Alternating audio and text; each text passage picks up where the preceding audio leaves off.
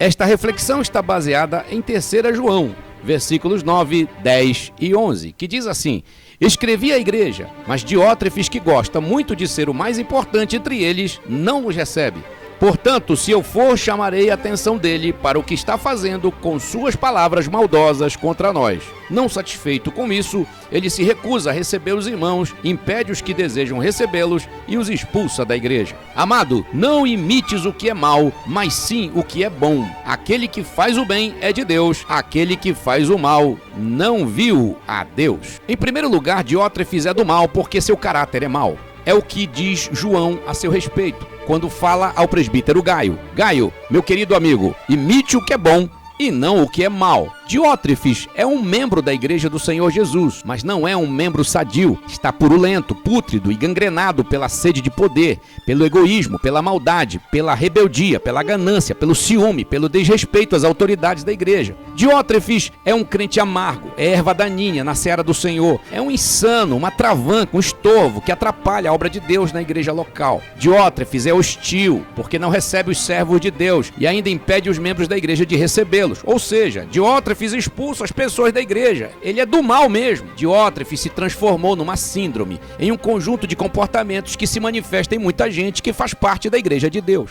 Essa síndrome geralmente é comum em crentes com certo tempo de igreja. Mas isso não significa que todos os crentes antigos, fundadores, pioneiros ou famílias tradicionais tenham esse comportamento abominável. A maioria desses irmãos é gente sadia, simples, de ótimo relacionamento, são pessoas acolhedoras e que visam sempre o crescimento da igreja do Senhor acima de suas preferências e de seus sentimentos. Porém, os crentes do mal são o pedaço podre, fétido e horroroso da igreja. Eles são chamados na Bíblia de joio, de fermento, de imorais, de carnais. Baseado no texto de 3 João de 9 a 11, vamos desenhar o perfil dessa gente ruim e perversa que vive atrapalhando ou destruindo a vida de quem quer servir a Cristo. O tipo de Diótrefes neurótico. O neurótico é aquele ou aquela que sempre age histericamente. São os famosos agitadores ou barraqueiros da igreja. Eles logo se tornam conhecidos como as grandes ameaças ao povo de Deus numa igreja local. São os protagonistas de escândalos e conflitos que chegam ao extremo da violência. O histórico deles é altamente negativo. Sentem-se os verdadeiros donos do pedaço e são capazes das mais hediondas atitudes para manter o domínio de seu território. São insubmissos, não respeitam as autoridades da igreja, são sabotadores de tudo que não lhes interessa, mesmo que seja algo da maior importância para o crescimento da igreja local. Usam a manipulação através da influência ameaçadora que exercem sobre os demais, os fracos, que têm por eles uma verdadeira reverência mórbida e servil. Há pastores que preferem mimá-los e se submetem às suas insanidades em detrimento da vida de verdadeiros servos de Deus. O tipo Diótrefes calculista é aquele ou aquela que age com sutileza e discrição. São aqueles que não demonstram suspeitas de agressividade, violência ou ameaça.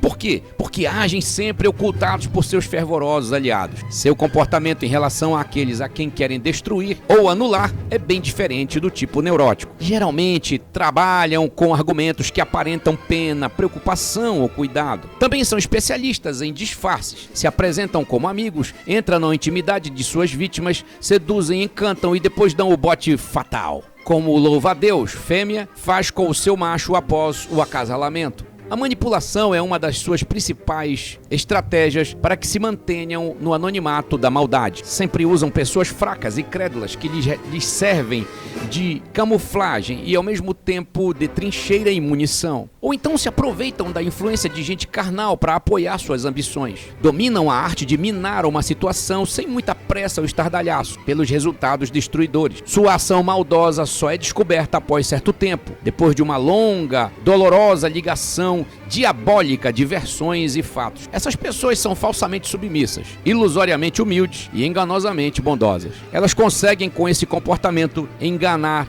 até mesmo suas vítimas, sejam irmãos ou até mesmo líderes, pastores. Tudo fazem para manter a influência e o poder. Geralmente são permissivas e covardes. Podem também fingir fragilidade para que sejam vistas como objetos de perseguição, a fim de atrair pena ou comiseração. É preciso muita observação para descobrir esse perigoso tipo de crente do mal. Os crentes do mal são manipuladores, querem controlar as pessoas, seus sentimentos e vontades. Os neuróticos ameaçam, os calculistas seduzem.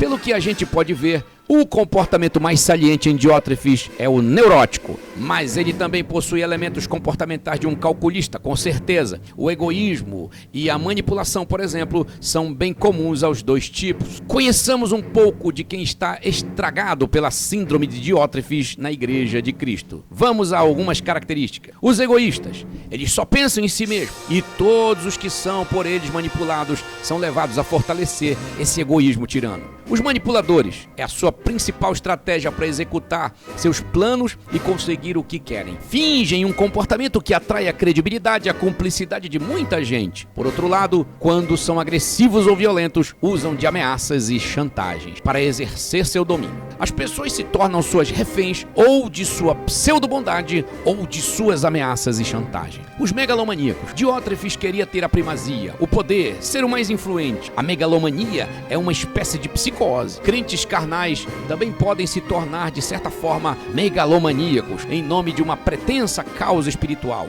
São inconsequentes por causa do poder, pois na verdade não defendem nenhuma causa espiritual. Tudo é mero pretexto, porque o que defendem na verdade são os seus interesses. Os violentos, não necessariamente explícitos como violentos, mas violentos como mentores ou fazedores de maldade para com os verdadeiros servos de Deus. Os violentos explícitos são aqueles que assumem seus atos, mas os mais perigosos, na verdade, são os que não se expõem. Aqueles que estão disfarçados de bonzinhos ou de amigos. Eles são hábeis em espalhar minas no território dos relacionamentos do povo de Deus com o propósito de destruir os seus alvos. Os sabotadores, através da manipulação, eles conseguem sabotar projetos ou ações para o desenvolvimento e crescimento da obra de Deus, quando estas não atendem seus interesses, ou quando eles não são os seus autores, ou quando não fazem parte da execução. Pelo fato de serem morbidamente invejosos, seu trabalho incansável é sempre criar obstáculos para o trabalho de quem lhes incomoda. Os insubmissos. Essa gente carrega o vírus da rebeldia,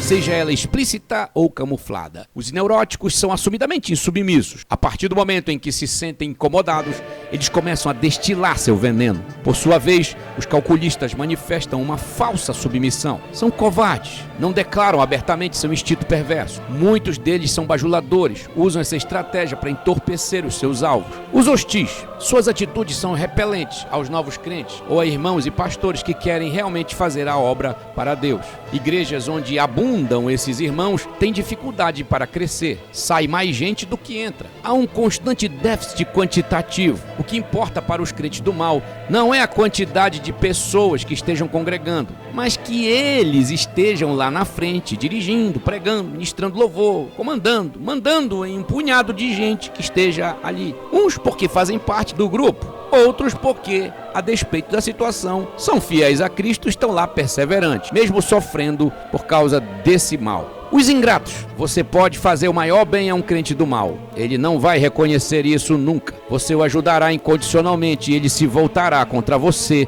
na primeira oportunidade em que precisar defender os seus interesses egoístas. Crentes do mal só se lembram que precisam anular aqueles que ameaçam suas pretensões, seu território, seu naco de poder. Crentes do mal se esquecem rapidamente que foram ajudados. Os crentes do mal estão enquadrados naquela orientação de Paulo em 2 Timóteo 3, de 1 a 5, ou seja, eles têm aparência de piedade, de servos, de irmãos, de amigos, de bonzinhos, de espirituais, mas é tudo um truque, uma ilusão de sentidos. Chega uma hora em que eles precisam liberar seus infames instintos. Eles não resistem a esses impulsos, eles são do mal. Eles devoram, destroem, não somente os que os incomodam, mas também seus cúmplices, porque a natureza deles é má. João dá uma receita para quem se depara com essa turma na igreja. Ele diz: imite o que é bom e não o que é mal. Em 2 Timóteo 3,5, Paulo termina orientando assim: fique longe dessa gente. O resto fica nas mãos de Deus. Ele sabe o que fazer com esse pessoal. Cuidado, Diótrefes morreu, mas deixou um manual sobre como manipular e dominar uma igreja. Que o Espírito Santo abra os olhos do povo de Deus, que dê discernimento e que dê sabedoria para lidarem com esse problema.